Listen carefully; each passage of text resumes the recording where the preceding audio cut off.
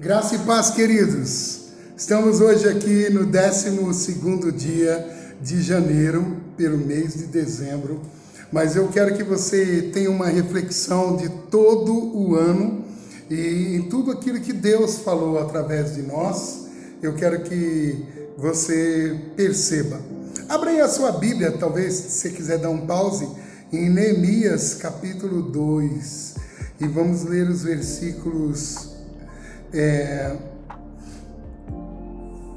17 e 18. Diz assim os versículos 17 e 18 de Neemias capítulo 2. Eu lhes disse então, vede a triste situação em que estamos, como Jerusalém está devastada e as suas portas destruídas pelo fogo. Vinde, vamos reconstruir os muros de Jerusalém para que não passemos mais vergonha.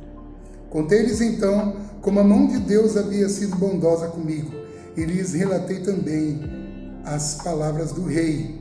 Eles disseram, levantemo-nos, construamos os muros, e eles fortaleceram as mãos para essa boa obra.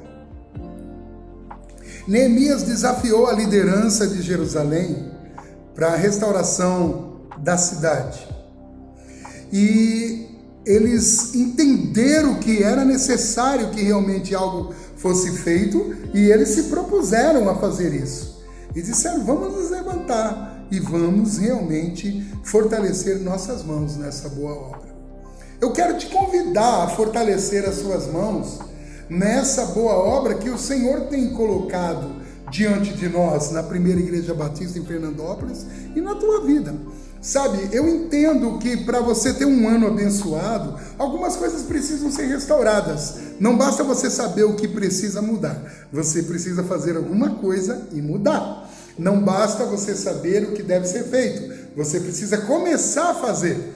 Então, no primeiro dia de janeiro, nós falamos sobre a revelação bíblica da fé. Sobre aquilo que Deus fala quem somos, a nossa identidade e quem nós somos diante desse ano da restauração.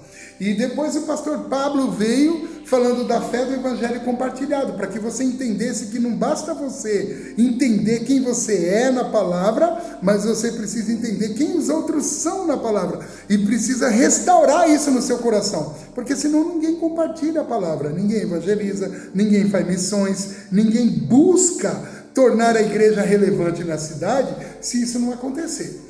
Se nós não propusermos uma restauração de compartilhar o evangelho e depois a nossa fé restaurada, ela precisa também, como o irmão Rolim falou, sobre a questão da fé, da vida em Cristo, né? Saber que nós não fazemos nada sem Jesus. Jesus mesmo disse, sem mim nada podeis fazer. Então nós temos que colocar Jesus na equação, na linha de frente, sabendo que Ele é aquele que nos move, que Ele tem um plano bom, que a mentalidade dEle é aquilo que precisamos. E depois disso, de restaurar a nossa fé, nós vamos restaurar o nosso altar. Foi quando o seminarista Edson falou sobre o altar da nossa casa, a questão devocional, pessoal e familiar, como o evangelho, como a palavra, a nossa fé, ela reage às realidades da nossa vida pessoal e às realidades dos nossos relacionamentos familiares. Como nós restauramos o altar de Deus, como Deus é invocado e é presente em tudo isso. Depois veio o Jefferson e a Joana, né, os diáconos, e falaram sobre o altar da igreja local e seus frequentadores, quando a gente vem para o culto. Quer dizer, o culto se torna resultado de uma fé que você conhece a sua identidade, que você conhece a sua missão, que você conhece o seu propósito, que você conhece o que Deus quer fazer dentro da sua casa. Aí quando você se reúne com as outras pessoas que também passaram pelo mesmo processo que você é uma igreja reunida de pessoas que restauraram a fé e estão restaurando o altar. Não só o altar dentro de casa, mas o altar da coletividade, o altar da igreja. Isso implica em restaurar o templo. Isso implica que muitas vezes nós precisamos restaurar o templo do Espírito Santo que somos nós, o templo onde nós congregamos, que é o templo onde nós nos reunimos como igreja e restaurar isso de uma maneira, como disseram os diáconos Tico e Elisa, falando da congregação e devoção dos santos, o lugar do nosso culto, o ambiente de glória. Só quem realmente tem um altar restaurado pode perceber como o templo reage a isso, né? A presença de Deus nos nossos cultos tem sido uma realidade e nós precisamos tornar isso uma coisa que os outros também possam viver. Eu quero que você entenda isso e que você perceba, como a irmã Marli falou, que a nossa igreja, nosso lugar de reunião, precisa se tornar a reunião de todas as pessoas, a casa de oração de todos os povos. Foi quando o Jonatas e a Suelen, né, falaram sobre a prática do amor. Eles falaram sobre mesa, mas a mesa não existe sem amizade, sem ter vínculo, e também ela proporciona, sabe, as questões de honra. Você honra, coloca a pessoa no melhor lugar da mesa, dá o melhor prato, dá o melhor pedaço. É na mesa que você começa a ter a ideia da cultura da honra. E depois o Luiz e a Helenir falaram sobre a aliança familiar, falando de casamento, de pais e filhos, ou seja, de relacionamento das casas. Nós precisamos aprender que quando nós temos a nossa fé restaurada, o nosso altar restaurado e o nosso templo restaurado, isso restaura a nossa comunhão, e por restaurar a nossa comunhão, as nossas comunhões se tornam alianças.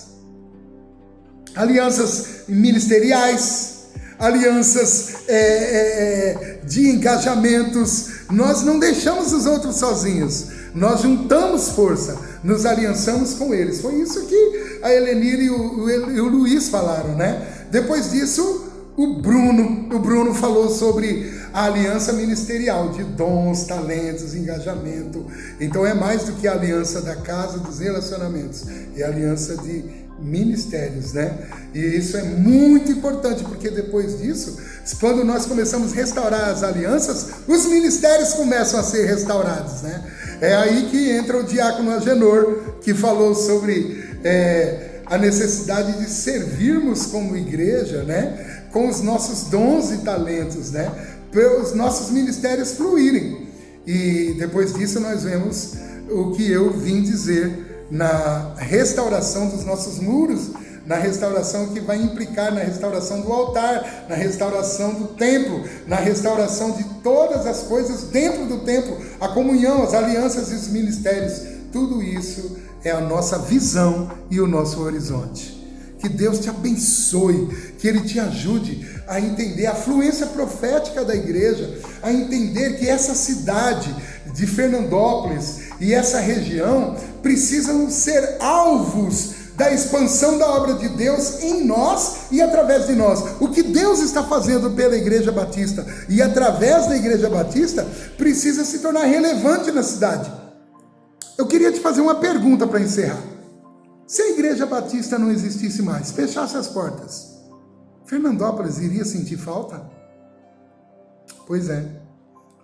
Então é por isso que precisamos pensar em qual é a nossa visão e qual é o nosso horizonte. Porque ver é uma coisa muito boa, mas se a gente não progredir e não avançar, nós não alcançamos horizontes nenhum, só contemplamos. Eu quero cruzar os horizontes, eu e você juntos, sendo uma igreja restaurada no ano da restauração, para vivermos outra coisa. Deus abençoe.